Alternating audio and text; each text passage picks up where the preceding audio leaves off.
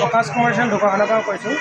আমি এটা স্পষ্ট নিউজ মানে বাৰ্তা দিব বিচাৰিছোঁ যে মহিলা উদ্যমিতা আঁচনিৰ যিটো চেক বিতৰণ কৰা হৈছিলে মুখ্যমন্ত্ৰীৰ দ্বাৰা, সেই চেকৰ উদ্যোগ বা ভাঙনি কৰিবলৈ আমাৰ দোকানত বহু লোকে আহিছিলে।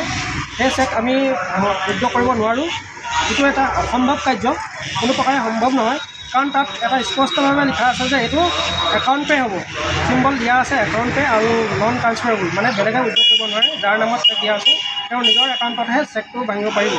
গতিকে সেই এনেকুৱা এটা চেক লৈ আমাৰ দোকানত বহুতে এটা দুষ্ট চক্ৰই চেষ্টা কৰিছে আমাৰ ইয়াত বদনাম কৰিবৰ কাৰণে, যে আমি এই চেকটো 500,000 কমিশ্যন লৈ আমি ভঙাই আছোঁ।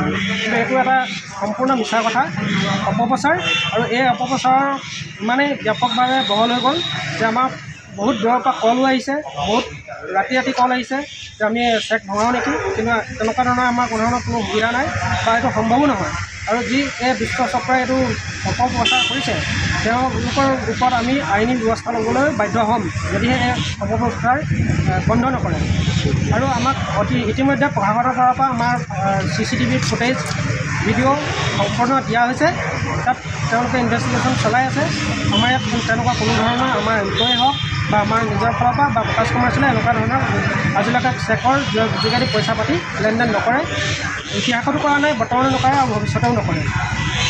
আৰু এই বাৰ্তাত যিসকলে বহলাই আছে, অপপ্ৰচাৰ কৰি আছে, তেওঁলোকক আমি তীব্ৰ ভাষাৰে গৰিহণা জনাইছোঁ।